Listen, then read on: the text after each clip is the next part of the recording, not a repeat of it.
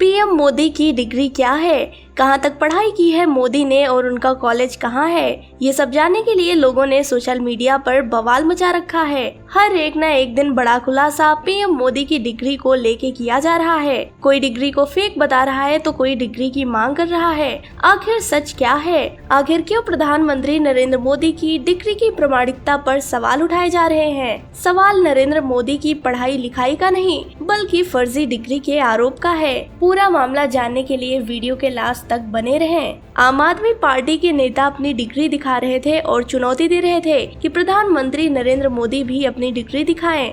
यही मामला बढ़ते बढ़ते यहाँ तक चला आया है कि देश यह जानना चाहता है कि प्रधानमंत्री नरेंद्र मोदी की डिग्री कहीं फर्जी तो नहीं है। भारतीय संविधान का कोई भी अनुच्छेद, प्रावधान और कानून की कोई धारा सांसदों और विधायकों के चुनाव के लिए किसी भी तरह की डिग्री की शर्त की बात नहीं करती है, यानी किसी भी तरह की डिग्री की जरूरत नहीं होती है। लेकिन इसका मतलब ये नहीं है कि सांसद और विधायक अपने चुनावी हलफनामे में फर्जी डिग्री पेश करेंगे तो यह कोई गलती नहीं है। फर्जी डिग्री पेश करने का मतलब है कि वोटरों को उम्मीदवार ने गलत जानकारी देकर बहकाने का काम किया है। इंडियन पैनल कोड की धारा 191 के मुताबिक यह एक दंडनीय अपराध है। इससे सदस्यता खारिज होने की संभावना भी बन सकती है।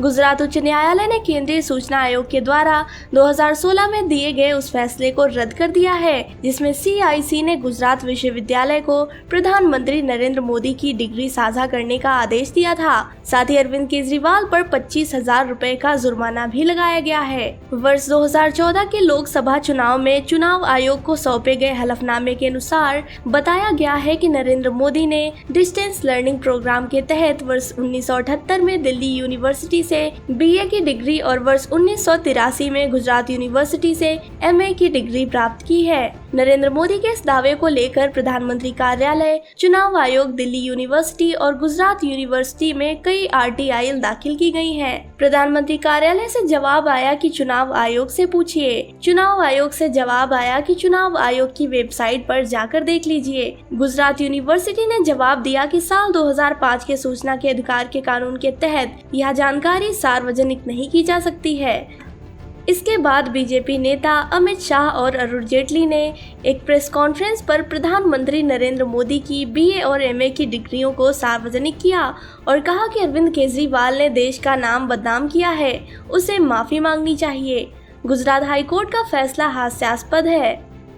भारत के चुनाव आयोग का नियम कहता है कि अगर चुनाव आयोग को सौंपी गई डिग्री फर्जी पाई जाती है तो सदस्यता रद्द की जा सकती है। यह एक बड़ा धोखा माना जाता है। इससे ना ही सांसद बचेगा और ना ही कोई चुनाव लड़ पाएगा। आपको बता दें कि अरविंद केजरीवाल का कहना है कि भारत के प्रधानमंत्री को सैकड़ों फाइल साइन करनी होती हैं। अगर वे पढ़े लिखे नहीं होते तो उससे गलत फाइलों पर साइन करवा ली जाती। क्योंकि अरविंद केजरीवाल भी अपने तानाशाही चश्मे से भारतीय राजनीति को देखते हैं, इसलिए उन्होंने यह मान लिया है कि देश को एक व्यक्ति चलाता है। गुजरात हाईकोर्ट के फैसले के बाद अरविंद केजरीवाल ने प्रेस कॉन्फ्रेंस भी की। उनकी प्रेस कॉन्फ्रेंस की बॉटम लाइन ये थी कि देश इसलिए तरक्की नहीं कर पा रहा है क्योंकि देश के पास शिक्षित प्रधानमंत्री नहीं है। 21वीं सदी में एक शिक्षित प्रधानमंत्री होना चाहिए। प्रधानमंत्री नरेंद्र मोदी का कहना है कि गैस से चाय बनाई जा सकती है। अगर हवाई जहाज बादलों के पीछे से चला जाए तो रडार उसे पकड़ नहीं पाएगा। जलवायु परिवर्तन कोई समस्या नहीं है। क्या कोई पढ़ा लिखा प्रधानमंत्री ऐसी बात करेगा? ऐसी बातें सुनकर पूरी दुनिया भारत पर हंसती है। अगर देश का प्रधानमंत्री पढ़ा लिखा नहीं है तो आप उससे किसी भी कागज पर हस्ताक्षर करवा लेंगे। अब यह व्यवस्था भी चरमरा गई है।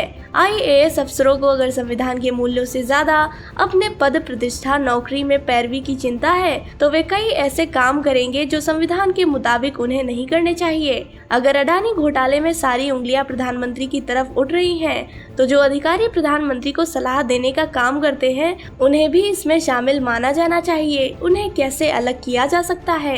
बाकी आप सब प्रधानमंत्री की डिग्री असली है या नकली, बस इसके बारे में सोच रहे हैं। तो दोस्तों, नरेंद्र मोदी की डिग्री सच है या फेक, इस पर आपका क्या कहना है? हमें कमेंट बॉक्स में कमेंट करके जरूर बताएं। अगर आप इस जानकारी से जुड़ी और भी बातों को जानना चाहते हैं तो हमारे साथ जुड़े रहें। साथ ही हमारे चैनल चेतना मंच को सब्सक्राइब करना ना भूलें।